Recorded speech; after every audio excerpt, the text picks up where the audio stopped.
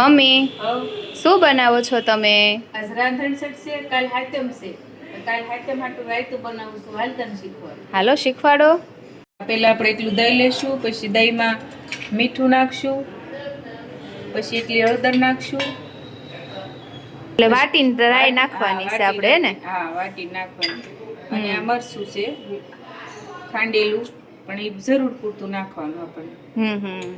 પછી એમાં એટલે કેળાના કટકા કર્યા છે એ નાખી દેવાનું. પછી એમાં એટલી સેવ, ઈ તો બધાને જેટલું જેટલું બનાવતા એટલું નાખવાની, બરોબર ને? હા. પછી આ મિક્સ કરી નાખવાનું.